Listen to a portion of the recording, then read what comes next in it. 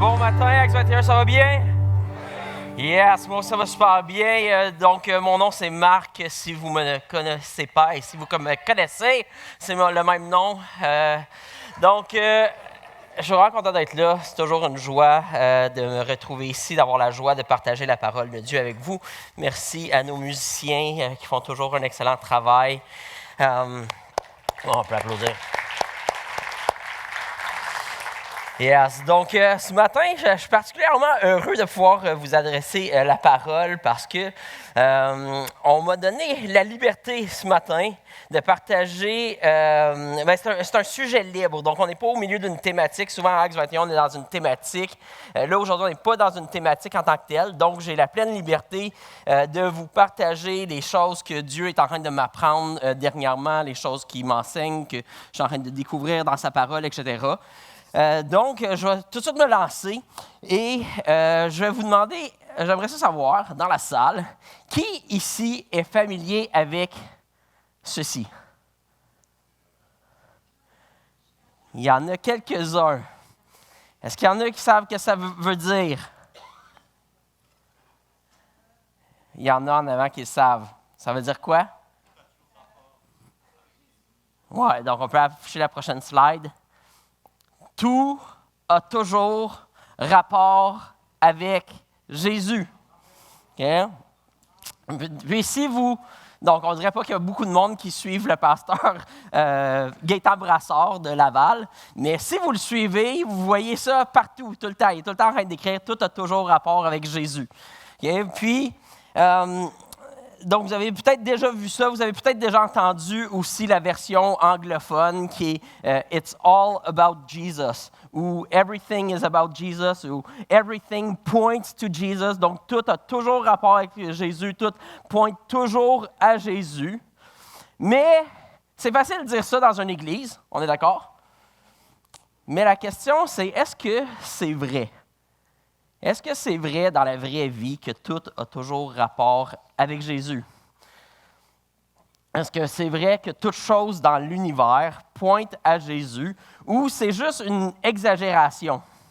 C'est juste une exagération parce que des fois on exagère quand on veut vraiment comme faire un point, mettre de l'emphase sur quelque chose, on va exagérer la chose juste pour que les gens comprennent que, par exemple, que Jésus est central, que Jésus est important, etc. Donc, la question est, est-ce que tout a réellement toujours rapport avec Jésus? Donc, c'est la question que j'aimerais qu'on puisse explorer ensemble ce matin dans Colossiens 1 et 2. Mais juste avant ça, j'aimerais ça prier, puis on va se lancer ensemble dans le passage biblique. Donc, Dieu, merci que tu nous aimes. Merci que tu nous donnes la vie, que c'est toi qui nous donnes le souffle de vie. Puis on sait que dans ta parole, dans la Bible, il y a des choses étranges. On sait qu'il y a des choses qui sont mystérieuses. Puis on croit qu'il y a des choses qu'on a besoin de ton esprit pour comprendre. Et donc, on t'invite, Saint-Esprit, à venir nous guider à travers notre temps ensemble, que tu puisses parler à nos cœurs, à nos têtes, à nos pensées, que tu puisses nous aider à voir les mystères qui se retrouvent en Jésus-Christ, puis qu'on puisse admirer ensemble la personne que tu es. Amen. Yes. Donc, on se lance dans un très long passage biblique. Si vous pensiez venir à l'église et qu'il n'y aurait pas de Bible, ben, en tout cas, meilleure chance la prochaine fois, mais pas ici. Donc, Colossiens 1 et 2, on ne va pas lire tous les deux chapitres au complet, mais on va lire des portions. Donc, ça commence en disant « Le Fils, donc Jésus, est l'image du Dieu invisible, le premier-né de toute la création. En effet, c'est en lui que tout a été créé dans le ciel et sur la terre. » Donc, tout a été créé dans le ciel et sur la terre par Jésus. Le visible et l'invisible, trône, souveraineté, domination, autorité, tout a été créé par lui et pour lui. Il existe avant toute chose et tout subsiste en lui. Ça continue. Il est la tête du corps qu'est l'Église.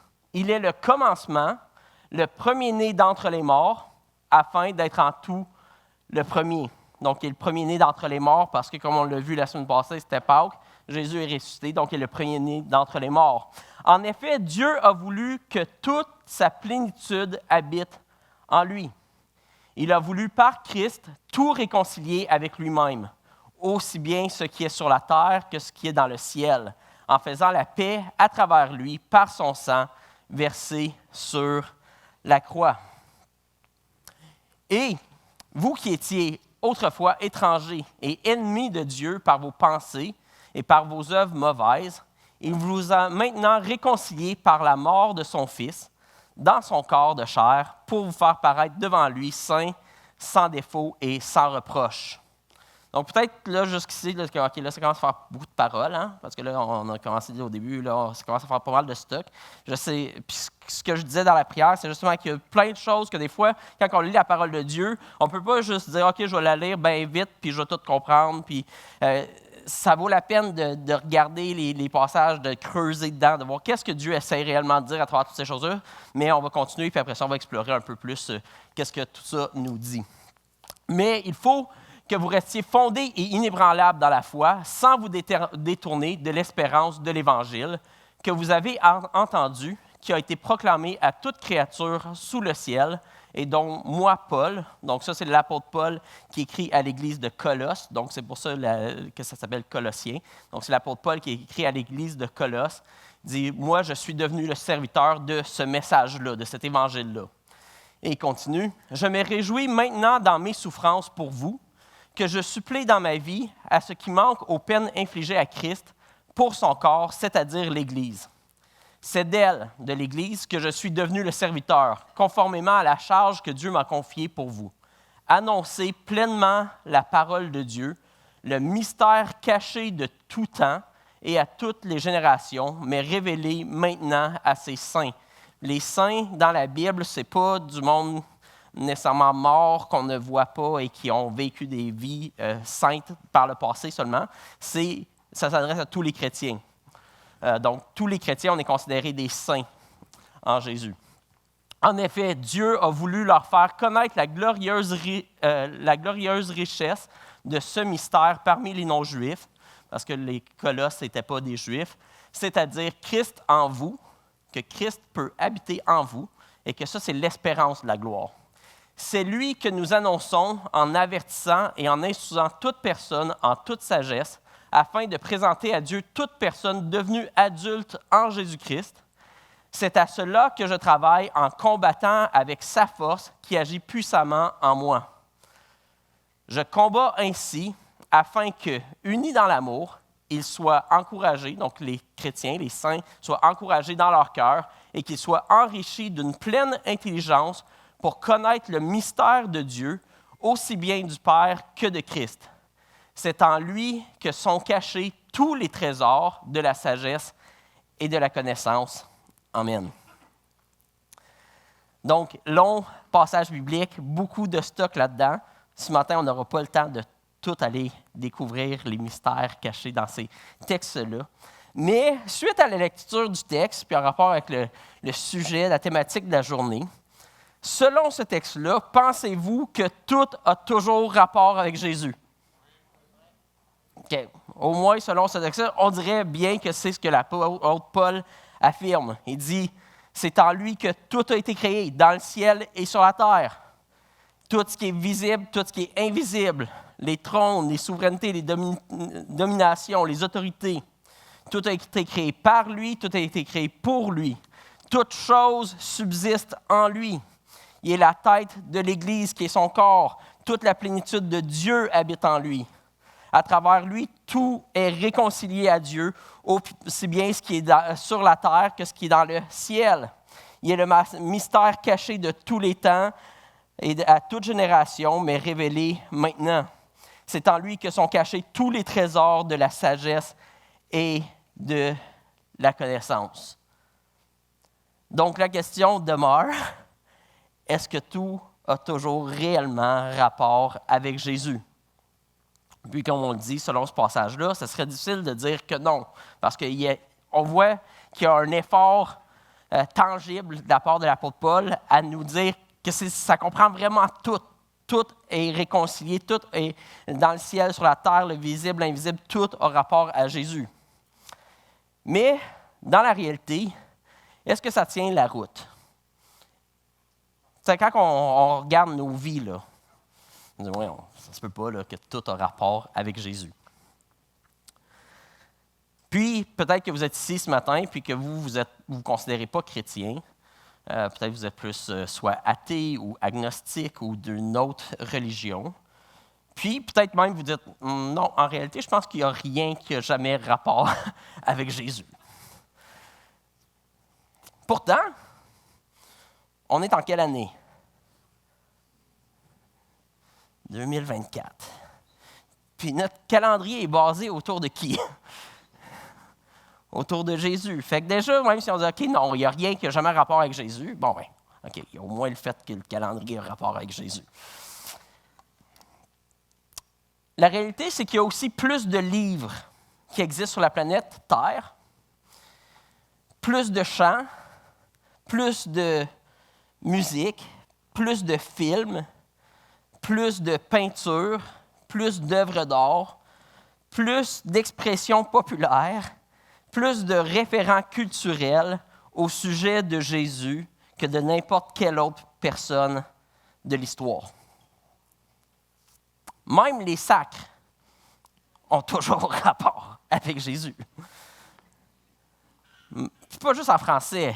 Là, j'écoutais un film dernièrement, puis c'était un film en anglais, puis le nom de Jésus revenait continuellement. Les valeurs même par lesquelles on vit encore aujourd'hui en Occident nous proviennent principalement de la personne de Jésus-Christ. En fait, en 2016, il y a un historien athée, Tom Holland, qui disait « J'ai eu tort face au christianisme ». Il disait « En tant qu'athée, je croyais que mes valeurs, les valeurs auxquelles je tiens, je croyais que ces valeurs-là étaient principalement des valeurs gréco-romaines. Mais en étudiant l'histoire, j'ai été forcé d'admettre que les valeurs qui me sont chères ne viennent pas de la pensée gréco-romaine, puis des philosophes grecs, etc., mais bien de Jésus-Christ lui-même. » Il dit « Notre code moral et éthique, le fait de croire que chaque vie humaine a une valeur égale et intrinsèque, puis le fait que nous vivons à une époque où le fait de souffrir, ça c'est la chose qu'il avait vraiment marqué. Il dit, c'est incroyable de penser qu'on vit à une époque où le fait de souffrir est considéré comme plus noble que le fait d'infliger de la souffrance. Parce qu'il dit que ce n'était pas de même avant Jésus. Ce qui était noble, c'est d'être le puissant, d'être celui qui inflige la souffrance. D'être rendu dans une société qui considère que le fait de choisir soi-même de souffrir plutôt que d'infliger de la souffrance à l'autre, c'est rendu plus noble. Il dit, il y a quelque chose qui s'est passé. Puis il dit ça, c'est une valeur qui est rattachée à Jésus-Christ lui-même, puis même plus spécifiquement à sa crucifixion puis sa résurrection.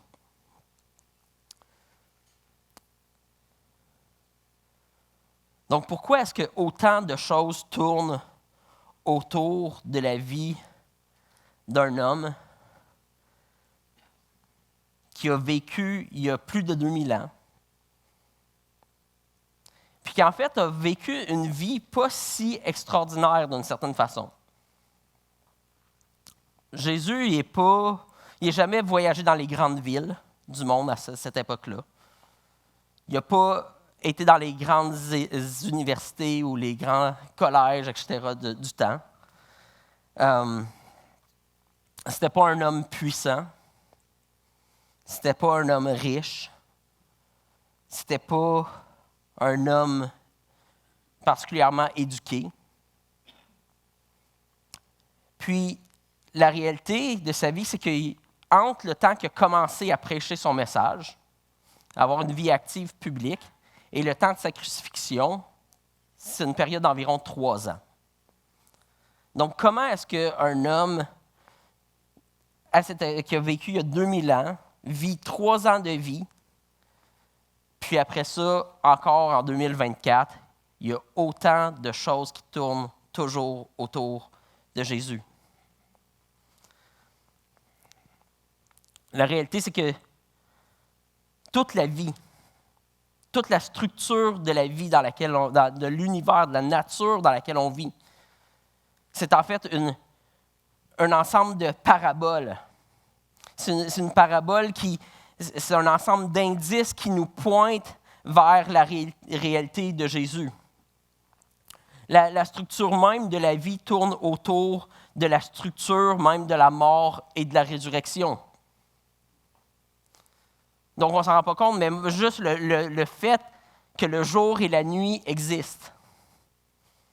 Chaque fois qu'on se couche le soir, on est nous-mêmes en train d'entrer dans la structure universelle du fait que je meurs la nuit puis je ressuscite le matin.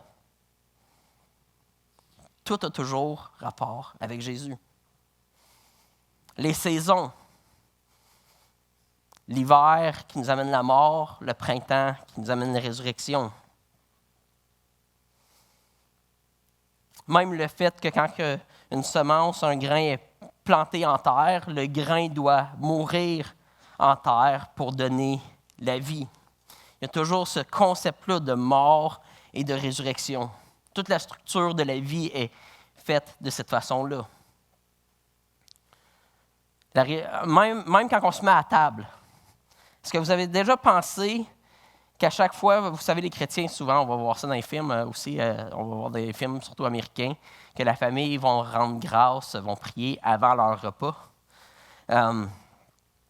Mais à chaque fois qu'on se met à table, il y a une chose particulière qui arrive, c'est qu'il a fallu que quelque chose meure pour nous donner la vie.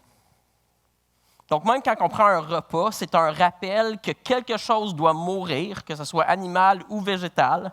Il y a quelque chose qui est mort pour que je vive. Puis 3 fois par jour, on n'est pas obligé de faire ça 3 fois par jour, mais en Amérique du Nord, souvent, c'est plus que 3 fois par jour qu'on mange. Mais on a un rappel, même dans la façon qu'on est créé, puis notre besoin humain, physique, nous oblige à se rappeler continuellement que quelque chose doit mourir pour que je vive. Je parlais avec un ami qui est des communautés autochtones, puis il me disait que c'est pour ça que les Autochtones remercient l'animal après l'avoir abattu. Donc, quand ils chassent, ils vont remercier l'animal. Parce qu'il dit l'animal, en fait, lui aussi est en communion avec son Créateur. Puis, l'animal sait que le jour va venir où lui-même va devoir donner sa vie pour un autre. Donc, c'est pour ça qu'un jour, ne voit pas ça nécessairement comme de la cruauté quand ça arrive, parce qu'il dit que c'est juste le cycle de la vie, normal. Il dit, même si, par exemple, vous pensez à une chose, d'ici, toi-même, tu te couches dans ton potager, si tu restes là assez longtemps, ton potager va finir par te manger.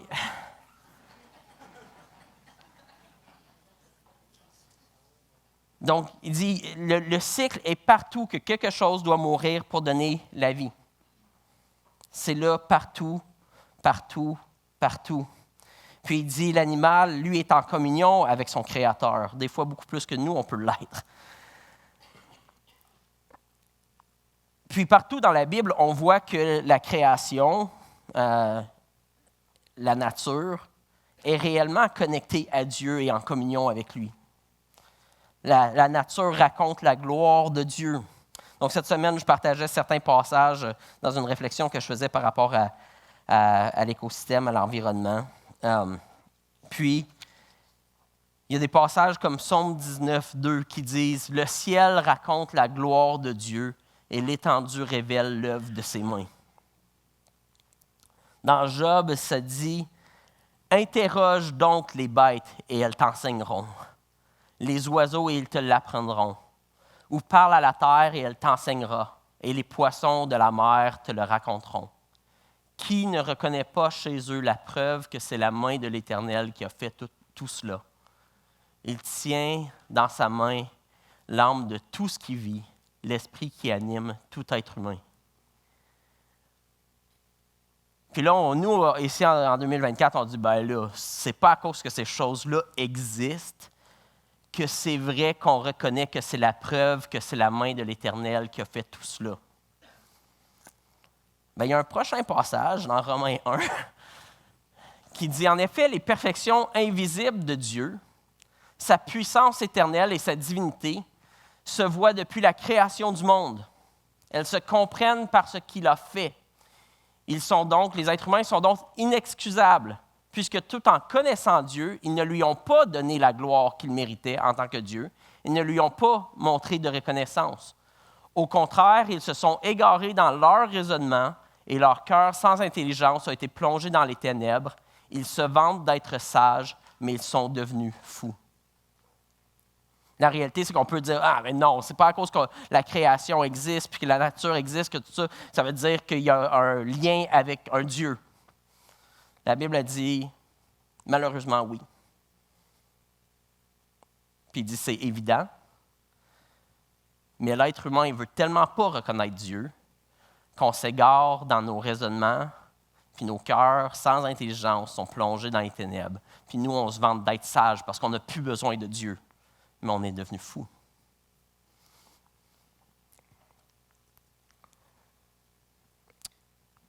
Aussi, par rapport à la communion de la création avec Dieu, on voit à travers les évangiles plusieurs endroits où Jésus interagit même avec les éléments, même la mer, avec un arbre, avec les poissons de la mer, etc. Il interagit avec la création.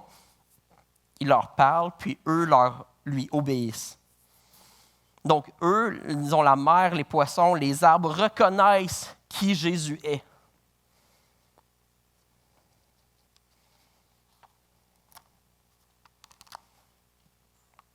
La réalité, c'est que la création est bien souvent beaucoup plus à l'écoute de son Créateur que nous, les humains. Tout est connecté à Jésus. Vous savez, même la notion du travail, c'est aussi rattaché à Dieu. Ça, je l'ai déjà mentionné par le passé, mais le mot « travail » en hébreu, c'est le même mot que le mot « adoration ». Le mot « travail », c'est le même mot que « adoration ». Tout travail, c'est en fait, encore une fois, un sacrifice. Quand tu vas au travail, c'est que tu choisis de te sacrifier. C'est pour ça qu'on trouve ça pénible. Okay? À chaque matin, demain matin, tu vas te lever, tu vas aller au travail, tu es en train d'offrir un sacrifice cette journée-là. Tu es en train de sacrifier de ton temps, de ton énergie, de tes talents pour ajouter de la valeur à la vie des autres. Puis le monde fonctionne à son meilleur quand tous les êtres humains sont prêts à faire leur part, à dire, moi, ce matin, je vais aussi me sacrifier, faire ma part dans la société, sacrifier de mon temps, de mes énergies, de mes talents pour ajouter de la valeur à la société, ajouter de la valeur au bien commun, chercher le bien. Donc, tout a littéralement toujours rapport avec Jésus. Le travail, c'est même le moyen numéro 1 que Dieu a créé pour aimer notre prochain. Donc, tout a toujours rapport avec Jésus, mais le seul problème, c'est qu'on ne le voit pas toujours. On ne le reconnaît pas toujours. On n'arrive pas toujours à faire ces liens-là entre Jésus puis les autres choses qui existent. Puis en fait, c'est encore de plus en plus difficile parce qu'on vit dans une société qui veut tellement éliminer Dieu de l'équation. On est dans une société où on veut absolument séparer la vie sacrée du séculier, comme si c'était quelque chose de possible. On dit que la vie sacrée devrait être réservée à la vie privée. C'est ce qu'on dit au Québec. Est-ce que tes croyances, tout ça, garde ça pour ta vie privée. On ne veut pas voir ces choses-là dans la vie publique. On pensait que de séparer Dieu de la vie publique ferait en sorte qu'enfin, on aurait un monde parfait. Mais en réalité, on a juste dérobé la vie de son sens le plus profond, puis le plus moral, puis son sens le plus sacré. Et donc, des fois, on se demande même pourquoi on fait les choses. On dit, oui, pourquoi est-ce que je me lèverais le matin pour aller à la job dans le but d'accumuler de l'argent pour, à la fin, prendre ma retraite puis mourir malade? Parce qu'on a séparé la vie de son aspect sacré. Donc, on ne sait même plus pourquoi on fait les choses. On pensait que c'était pour nous donner la vie, d'enfin pouvoir vivre sans Dieu. Mais en coupant Dieu de l'équation, on a juste rendu la vie sans sens. On a dérobé la vie de son sens le plus profond. Pour la majorité d'entre nous, notre motivation première de travailler de nos jours, c'est l'argent. C'est pas que la Bible ne dit pas que c'est mauvais l'argent. Mais elle dit que ça ne devrait pas être ta motivation dans la vie. Il dit, cherche d'abord le royaume de Dieu, puis tout le reste va t'être donné par-dessus. Dieu va s'occuper de prendre soin de toi. Il dit, si tu sers ton prochain, concentre-toi à servir ton prochain, puis si tu sers bien ton prochain, Dieu va bien prendre soin de toi. Puis même le système de paye est fait de cette façon-là.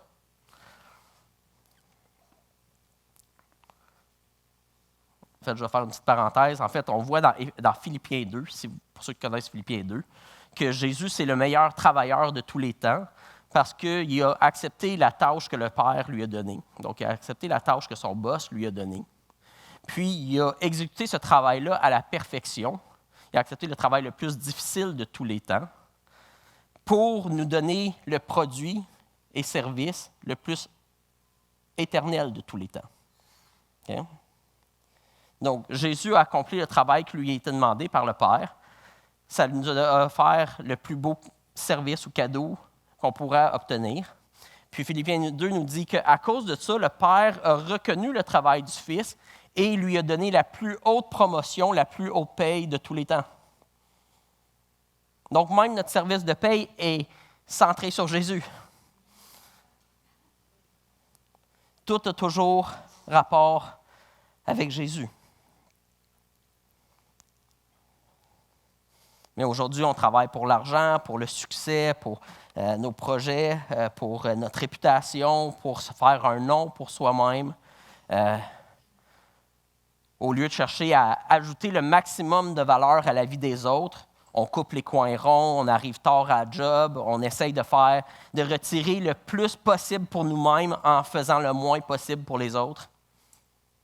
Ah, si je pourrais être payé en faisant le moins d'efforts possible. Mais ça, c'est un monde qui est laid, quand on a cette mentalité-là. Mais quand on sépare notre travail de Dieu, bien, tout d'un coup, la vie devient laide. Parce qu'on ne fait plus les choses avec un sens sacré, on fait les choses avec un sens égoïste, avec un sens moral qui est déficient. Puis c'est pour ça que la Bible dit qu'on a besoin de se repentir. En fait, le mot repentir, ça veut juste dire faire un 180. Donc, je marchais dans cette direction-là où je vais juste vivre pour moi-même, puis je vais faire le moins possible pour les autres, puis là, je vais être heureux. Mais Dieu il dit non, tu devrais faire un 180. Il commence à dire, je vais être celui qui va me donner le plus pour les autres, pour donner le plus de valeur à la vie des autres. Donc, la Bible dit on a besoin d'un 180. On a besoin de se repentir.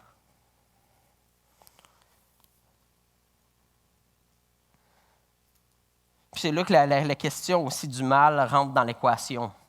Parce qu'on pourrait dire, oui, tout ce qui est bon a toujours rapport avec Jésus. Mais comment est-ce que tout ce qui est mal a aussi rapport avec Jésus? Comment même est-ce que tout ce qui est du monde sombre, des ténèbres, des esprits, de l'occultisme, comment est-ce que ça a toujours rapport avec Jésus? En fait, le mal nous fait découvrir à quoi ressemble le monde quand on le sépare de Jésus. À quel point le monde peut devenir sombre, violent, égoïste. À quel point le mensonge, la déception, la trahison, l'injustice peut régner quand l'être humain se sépare de Dieu. Donc le mal nous pointe à Jésus en nous démontrant notre besoin de Jésus, en nous démontrant notre vide, notre besoin de lumière, notre besoin de se détourner du mal pour aller vers Jésus être pardonné, réconcilié avec Dieu et ressuscité pour vivre une vie nouvelle. Parce qu'à la croix, Jésus a pris le mal sur lui-même, crucifié le mal, l'enterré dans la tombe, puis ressuscité pour nous donner une vie nouvelle, une vie libre du péché, puis une vie libre de vivre une relation avec Dieu. Donc, c'est pour ça que la Bible nous dit de se repentir, puis qu'on a besoin de faire ce 180. C'est ce que la Bible appelle la nouvelle naissance, qu'on retrouve à plusieurs endroits dans la Bible. De cesser de vivre comme si la question de Dieu, c'est une question juste secondaire. Parce qu'on peut vivre notre vie bien normale, puis se dire « Ah oui, Dieu, je crois à Dieu », puis tout ça, mais c'est un peu secondaire à la vie. Là. Bon, ça peut être important, mais ce n'est pas central à la vie. La Bible nous invite à naître de nouveau. C'est-à-dire, meurs à cette idée-là, que Dieu il est juste un accessoire.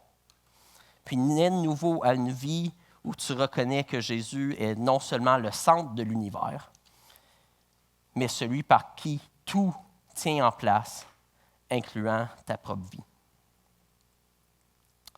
En fait, il y a un docteur, le docteur Herbert Benson, qui est un enseignant à l'école de médecine de Harvard, qui, après avoir réalisé que ses études démontraient que les gens qui ont la foi, dans ses études, ce qu'il découvrait, c'est que les gens qui ont la foi guérissent statistiquement plus rapidement que ceux qui n'ont pas la foi. Okay?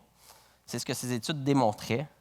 Et donc, après avoir réalisé ça, il dit, selon ses études, il dit, c'est comme si l'être humain a été créé pour Dieu. Le corps et le cerveau humain fonctionnent tout simplement mieux quand on croit en Dieu. Donc, c'est un docteur de Harvard, puis il dit, peu importe ce que je regarde, mes études me démontrent que l'être humain il est fait pour fonctionner, comme l'être humain fonctionne mieux quand il croit en Dieu. Parce que la réalité, c'est qu'il n'y a rien de séculier, il n'y a rien de coupé de Dieu. Tout est toujours connecté à Jésus. Tout a toujours rapport avec Jésus. Puis ça, bien au-delà de ce qu'on peut imaginer. Donc, pour revenir au concept de la nouvelle naissance, en fait, la nouvelle naissance, c'est le fait justement de mourir à la croyance qu'on est nous-mêmes les rois de l'univers, pour naître de nouveau en reconnaissant que Jésus est réellement le maître et le roi sur toute chose. Puis si tu t'es jamais rendu là dans ta vie, si tu n'as jamais pris cette prise de conscience-là, tu n'as jamais adopté cette posture-là dans ta vie, c'est vraiment ça le point de départ. C'est le point de départ, le point d'entrée dans la vie chrétienne avec Dieu puis avec Jésus. C'est en fait l'invitation que Dieu donne à tout être humain, d'arriver à cette nouvelle naissance, de commencer une vie où on ne vit plus pour soi-même, mais pour lui, en reconnaissant que c'est lui qui est le roi de toutes choses.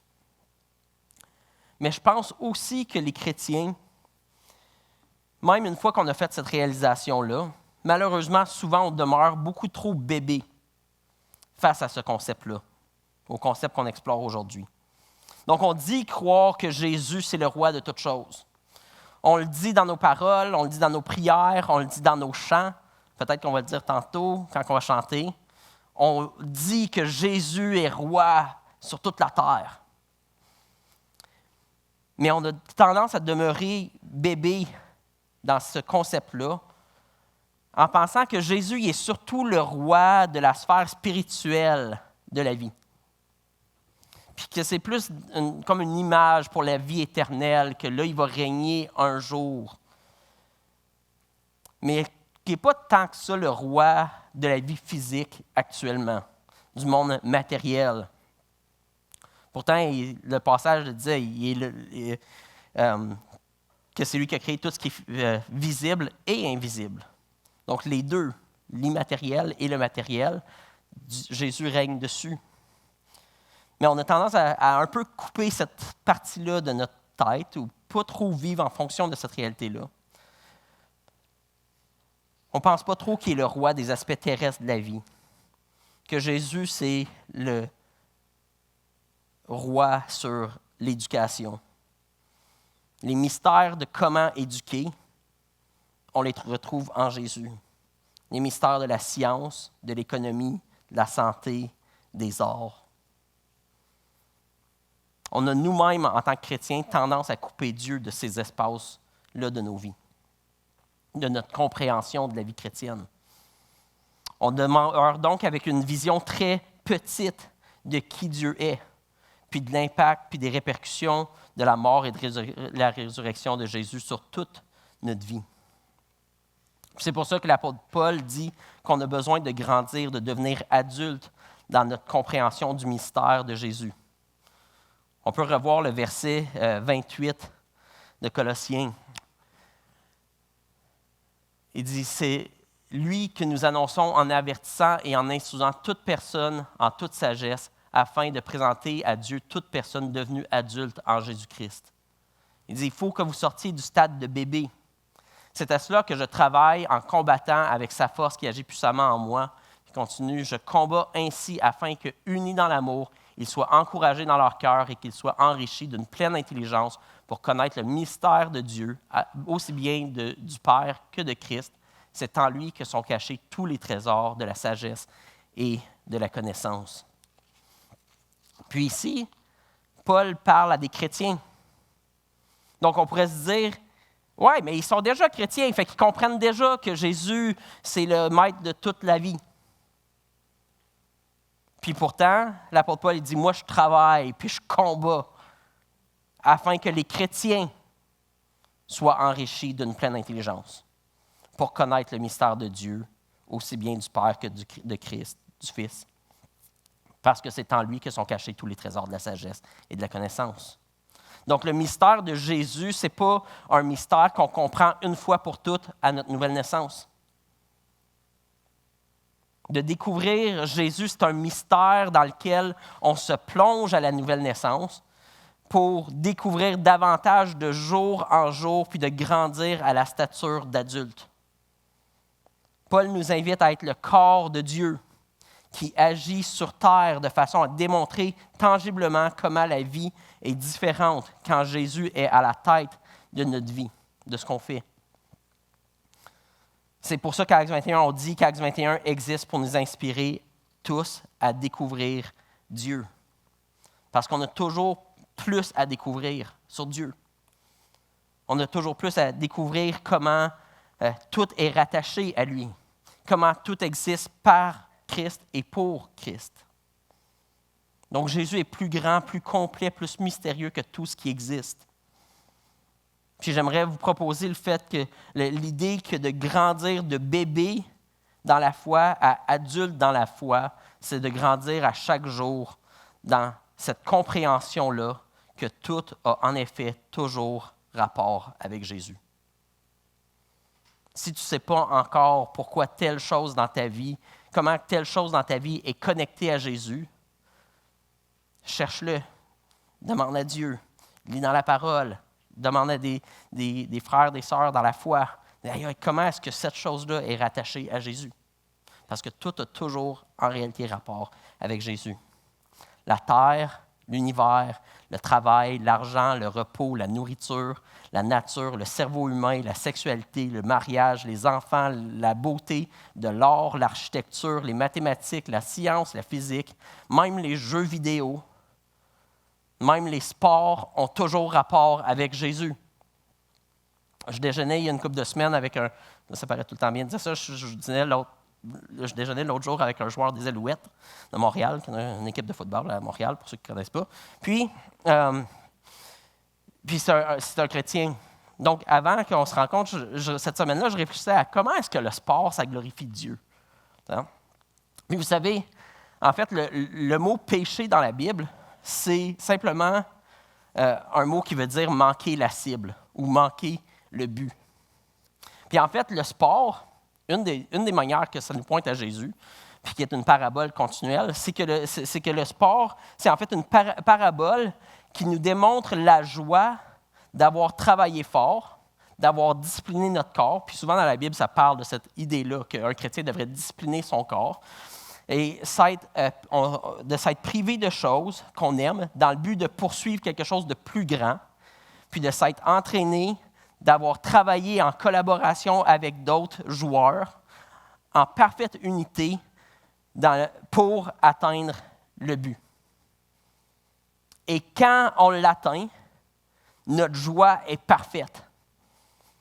Notre joie est complète. On crie, on saute, on célèbre dans les estrades parce qu'on a atteint le but.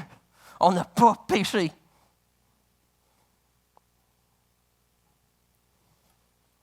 Puis Jésus, c'est celui qui s'est battu le plus fort.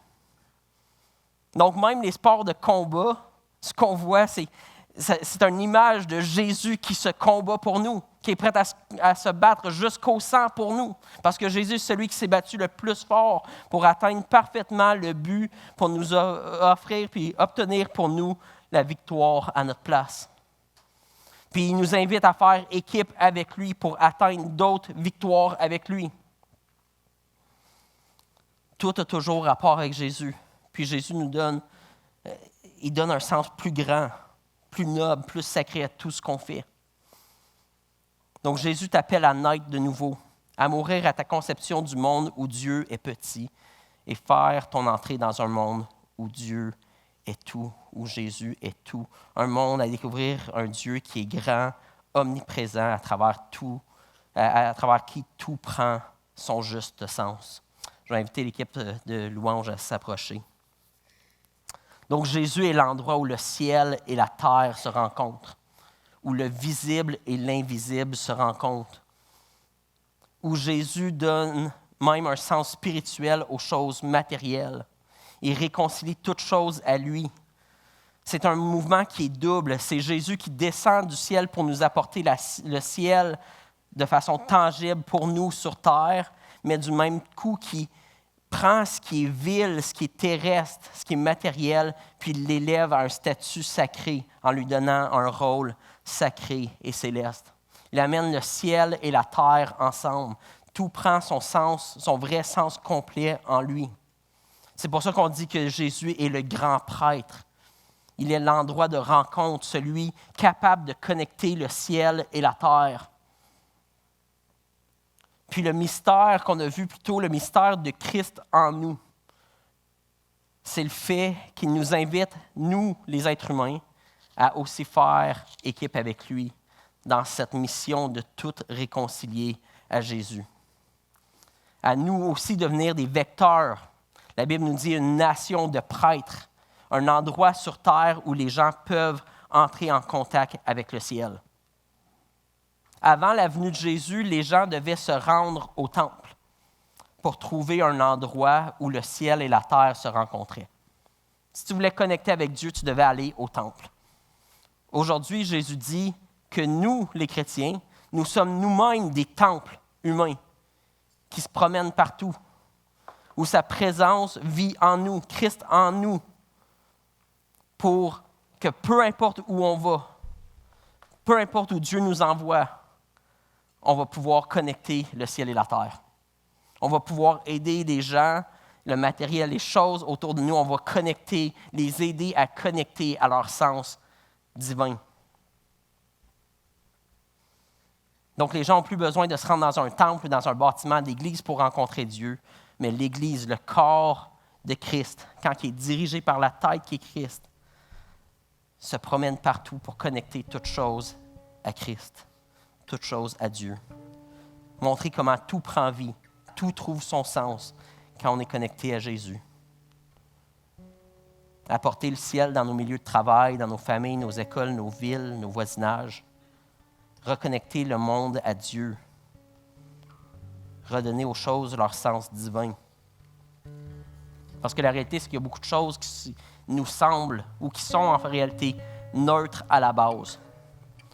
Donc, je sais pas, des outils, un marteau, une scie, un couteau, un ordinateur, la technologie, ta voiture. Il n'y a aucune de ces choses-là qui, par elles-mêmes, ont le pouvoir d'avoir et de jouer un rôle sacré dans l'histoire de l'humanité.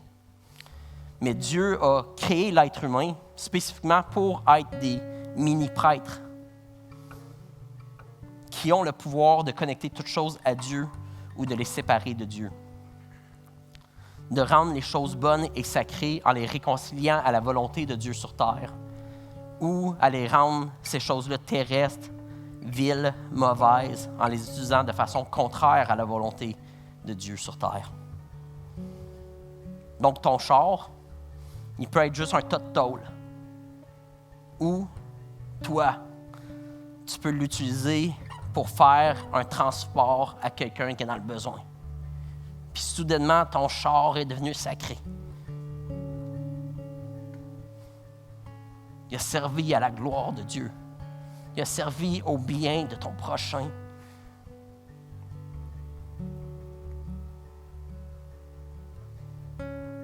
Tu peux utiliser ta voiture, ta maison, ton appart, ton argent, ton temps, tes talents.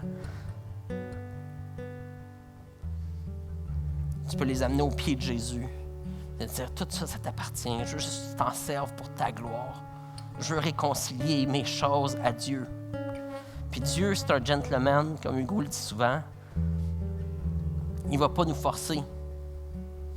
Donc, si on est là, puis on dit, non, c'est mon char, puis c'est ma maison, puis c'est mes affaires, puis Dieu ne touche pas à ça. On va dire, OK, c'est correct. Mais Dieu nous donne le privilège d'être des prêtres. On va dire, non, tout ce que j'ai, Jésus, ça t'appartient déjà. Tout a toujours rapport avec toi. Merci de me confier ces choses-là pour que je puisse les amener à tes pieds, que je puisse les mettre au service du roi des rois. Puis c'est lui qu'on veut chanter ce matin. Qu'on puisse adorer celui dans lequel notre vie repose. Toute chose repose. Comment tout est connecté à lui. Qu'on puisse adorer son nom. Amen.